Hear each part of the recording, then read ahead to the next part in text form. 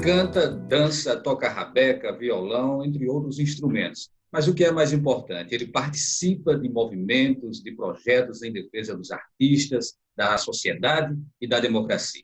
Estamos falando de Antônio Nóbrega, multiartista, que é o destaque hoje no programa Opinião Pernambuco.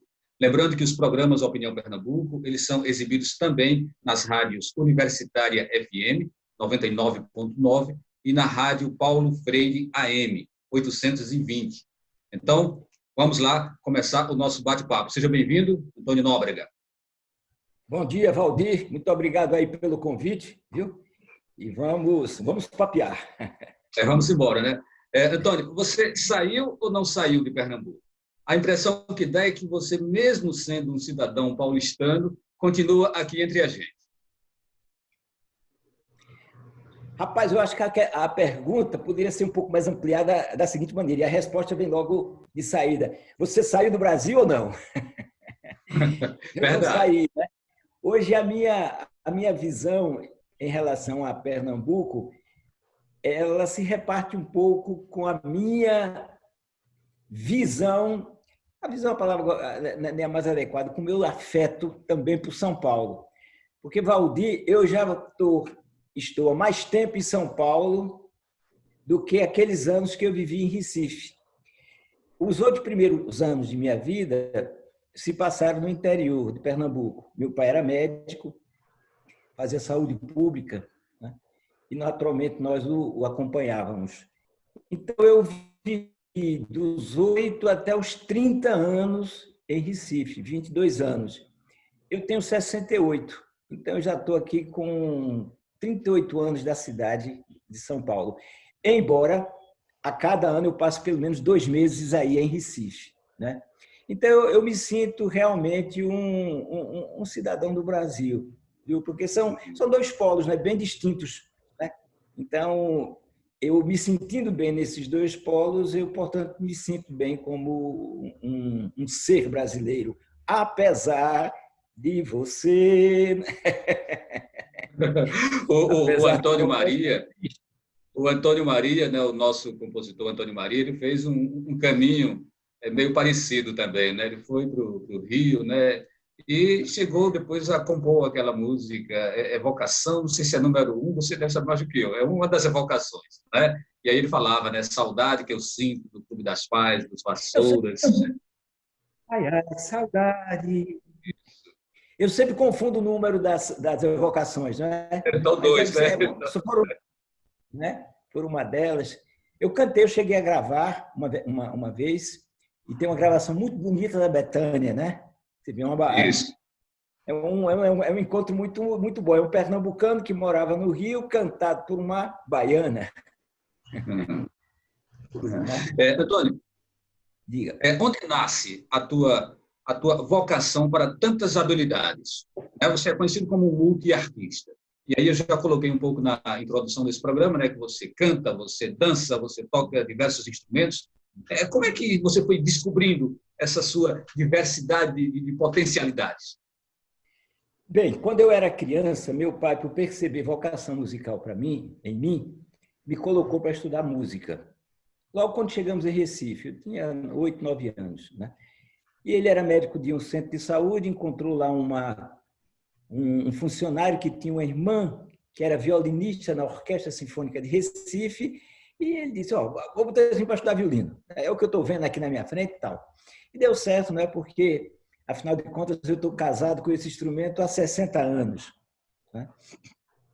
E aí o seguinte, ele não só propiciou aqui o filho mais velho, eu sou o varão, estudasse música com minhas 3 irmãs, né? E ele nos colocou depois na Escola de Belas Artes. E aí, então, as meninas estudando música, a gente fez um conjuntozinho doméstico em casa, chamado dos Irmãos Almeida. Olha que nome péssimo, né, para um conjunto. Os Irmãos Almeida. Sabe por quê, Valdir? Porque, na época, tinha um grupo de jovens, era até da família Filizola, chamado Os Primos. Você não é dessa época, não. Os Primos, que era um grupo que tocava rock, né? E aparecia naqueles programas de televisão, das televisões de Pernambuco, Recife. Aí meu pai disse, bem, se tem os primos, vamos botar os irmãos. E botar logo o meu nome na história. E os irmãos Almeida. E aí, nesse grupo, eu dançava, quer dizer, dançava assim, de uma maneira, dançava aquilo que eu via na televisão, né? Na jovem televisão, o que escutava na rádio. Então, aí eu me aproximei um pouco do mundo popular, ou seja, da indústria cultural popular, né? Ao mesmo tempo que fazia música erudita na Escola de Belas Artes. Muito bem. Passados 10 anos depois, a Ariane me convida para o Quinteto Armorial. E aí, o que é que ocorre? A partir desse convite para tocar violino no grupo, eu comecei a ter curiosidade em relação ao mundo cultural popular. Porque, veja você, o filho de um médico da classe média, estudava no Marista, fazia aula de francês, mas não sabia o que era frevo, não sabia o que era maracatu, não sabia o que era rabeca, caboclinho. Nada disso chegava para mim. Como não chegava para nenhum dos jovens que estavam na mesma, quer dizer, dentro da mesma redoma social em que vivíamos. Então, para mim, foi uma grande surpresa e uma muito boa surpresa, né?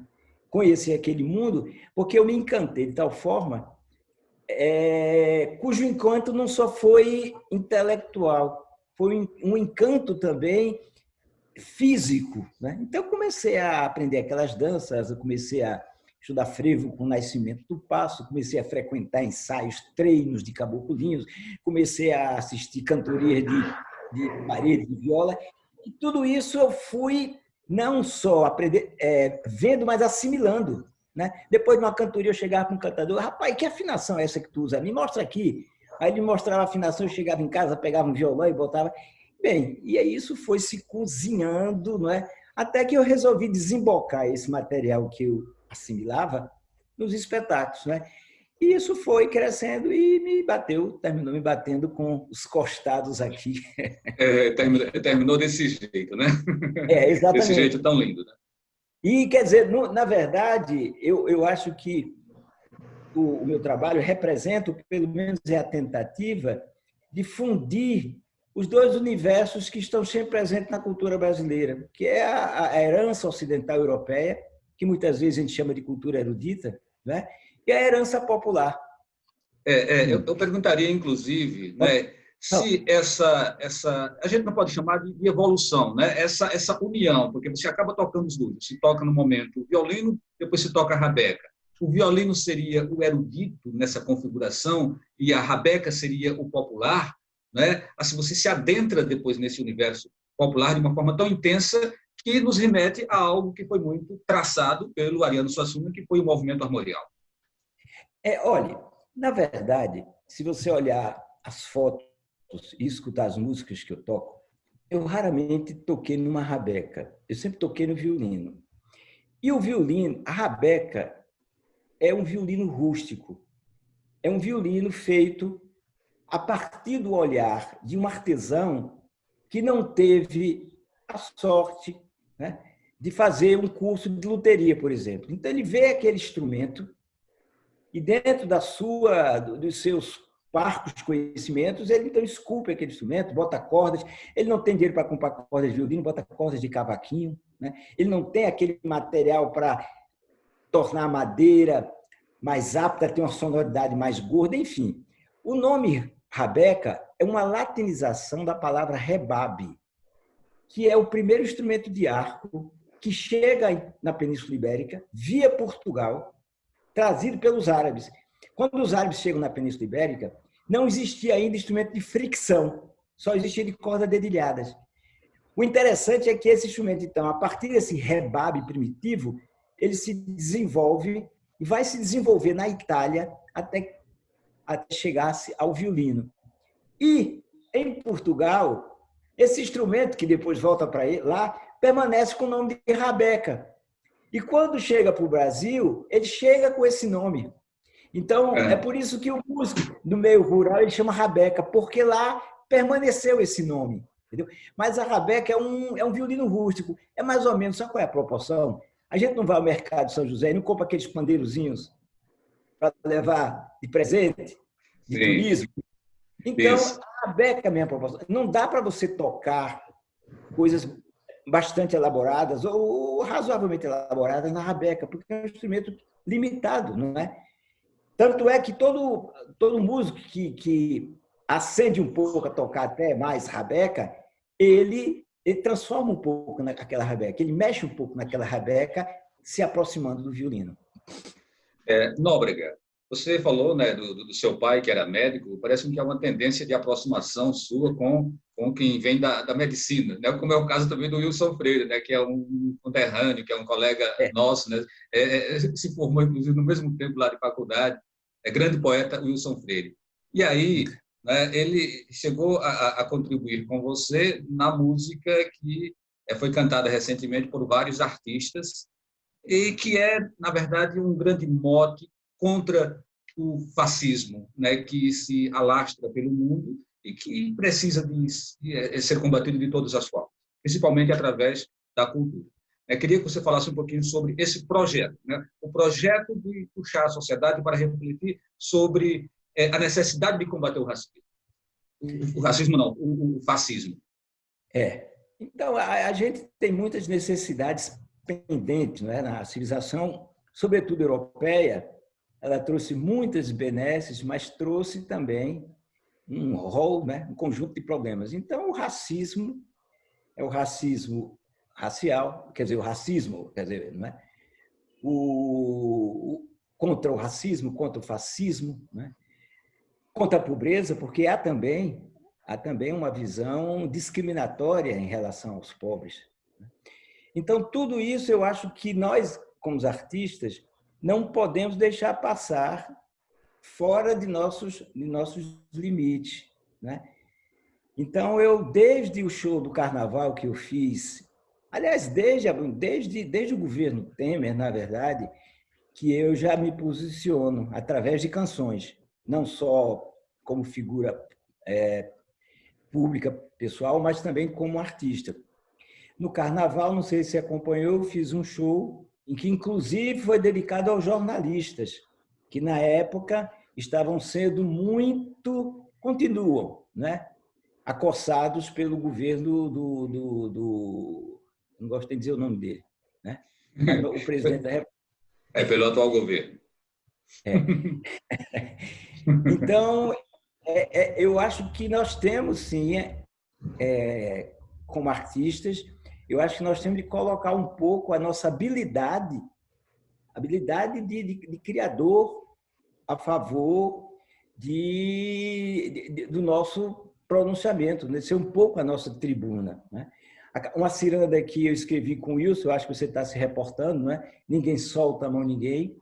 Teve uma acolhida muito boa, não é? Eu gravei também o Apesar de Você, do Chico, numa versão só para violino.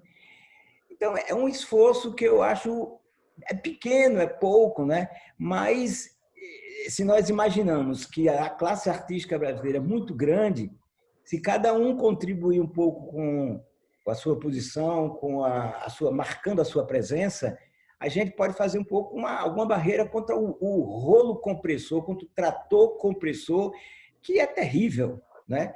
Que cada vez mais procura abater as instituições brasileiras, todas elas. Que talvez não esteja apenas ameaçando, que esteja destruindo a cultura, né, de uma forma ampla, né, de uma forma geral, né? E quando a gente fala em cultura, a gente fala na literatura, né, na taxação do livro, a gente fala na Cinemateca Pernambucana, a gente fala na Ancine, a gente fala na EBC, a gente fala na música, a gente fala sobre diferentes vertentes aí da produção artística no Brasil. Então, Antônio, é o seguinte, a gente está fechando esse bloco e daqui a pouquinho a gente retoma, que a gente tem muita coisa ainda para conversar. Beleza assim? Tá bom. Beleza.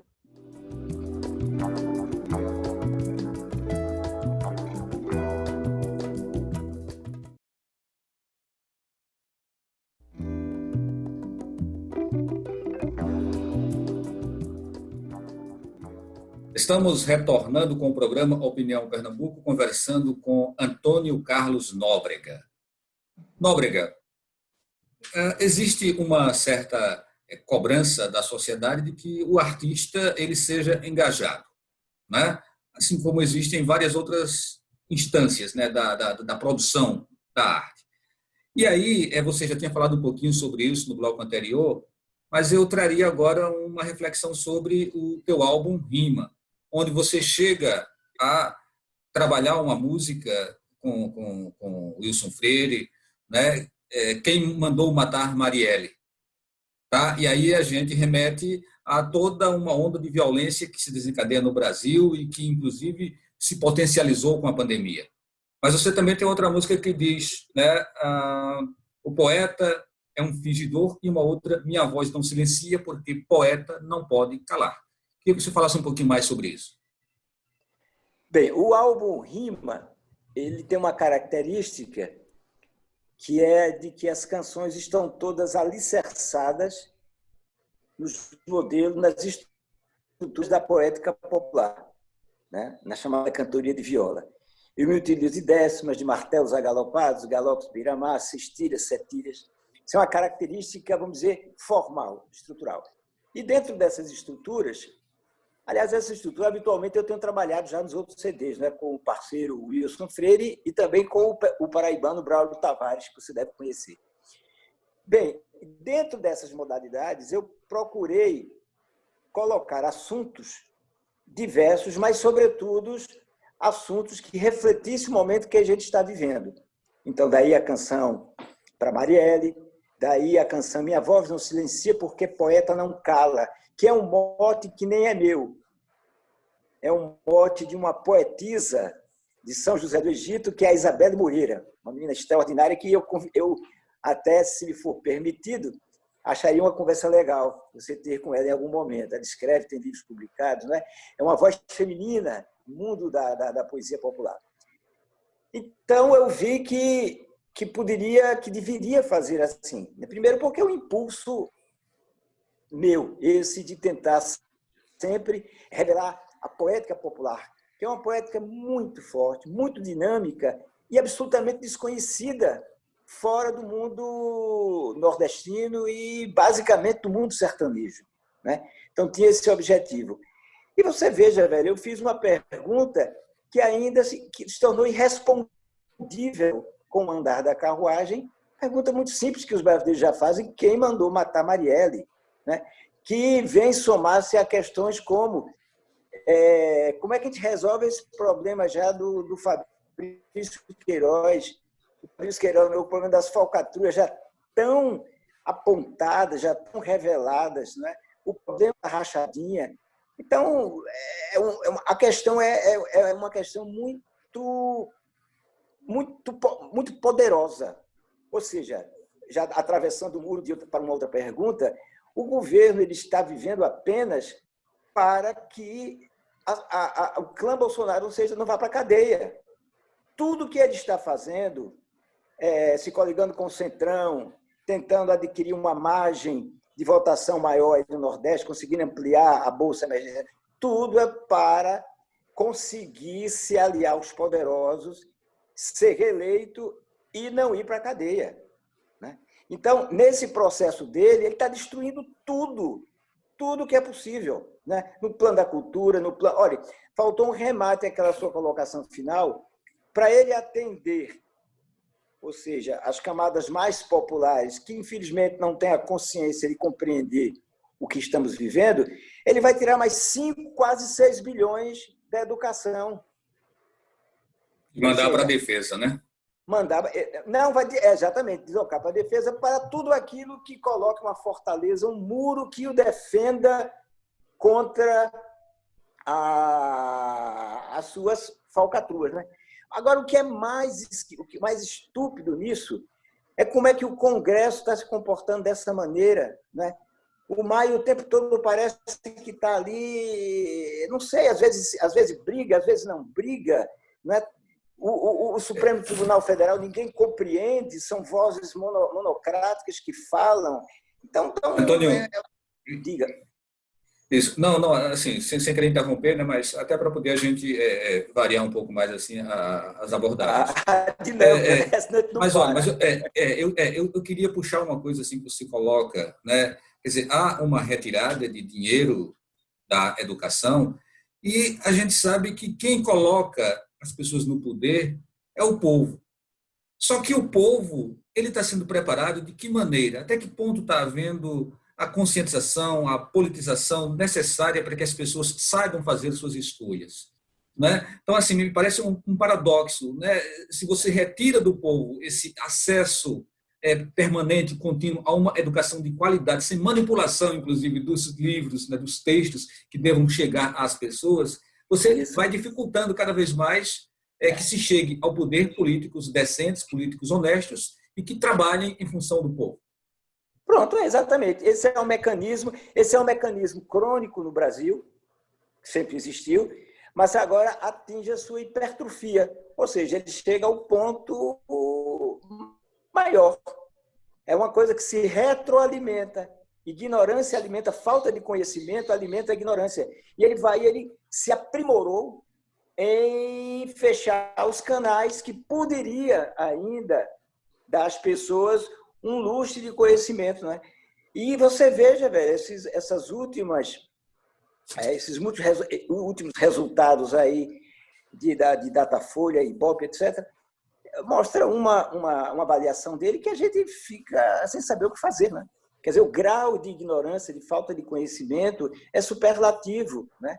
Nóbrega, até que ponto o erudito ele concorre com o popular? Você falou lá no primeiro bloco, né, da experiência de você, um garoto que estudava numa escola de classe média no Recife e que, de repente, eclode em você essa tendência também pelo popular. E aí você passa a conviver com o popular e o erudito.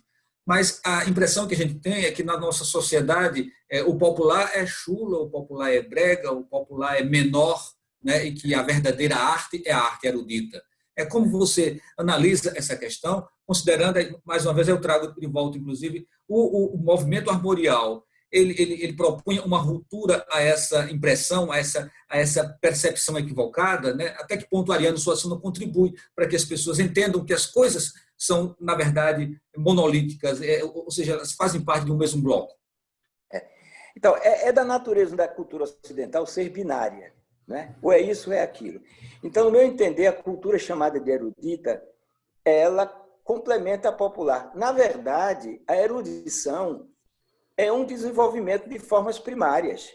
Por exemplo, se você pega uma quadrinha é uma forma simples, falando de poesia. É uma forma simples, não é? 4 versos. Mas se você pega um galope beira-mar, é uma forma altamente complexa. Então, nós podemos dizer que, inclusive, é uma forma erudita. Tão erudita quanto é um soneto. Então, você veja, o popular ele não pode ser colocar como antagônico ao erudito.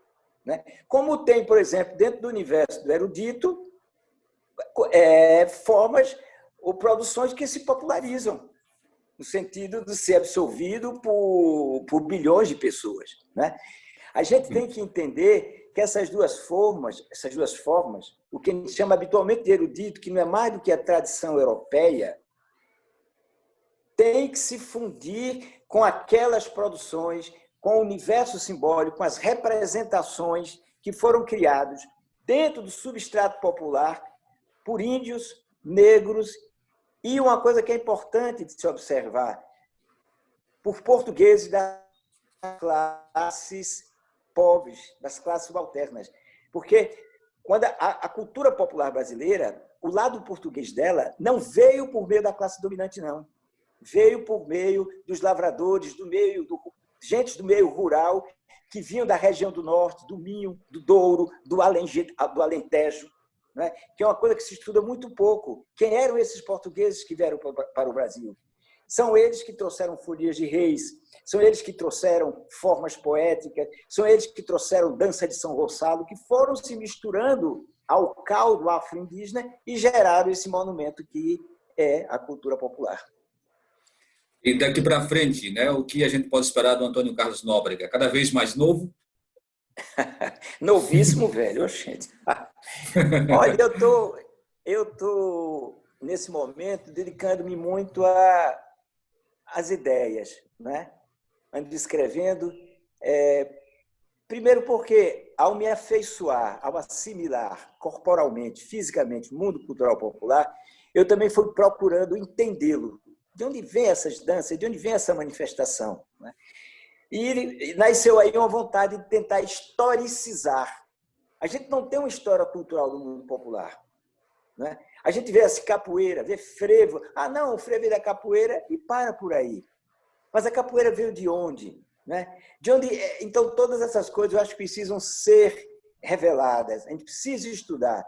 Não são mistérios, não. Basta a gente ler os viajantes, ler os historiadores, conversar com artistas populares. Então, a minha tarefa, nesse momento, tem sido mais nesse sentido. É como se fosse o guardar, tirando a suntuosidade da expressão, o intelectual, o estudioso, não é? Tendo prevalência sobre o violinista, sobre o cantor e sobre o dançarino. Não que eu vá deixar de me exercitar como artista, mas, nesse momento, eu ando muito preocupado com essas questões que façam com que a gente se compreenda um pouco melhor. Eu acho que fica mais próximo dos meus objetivos aqui do sessentão, quase setentão. Uhum. Ok, Antônio Carlos Nóbrega, muito obrigado pela sua participação. Tá bom. Obrigado a todos aí. Vamos nessa. Vamos embora, né? Então, a gente agradece a sua participação também, acompanhando o programa Opinião Pernambuco. A todos, o nosso abraço e até um próximo encontro.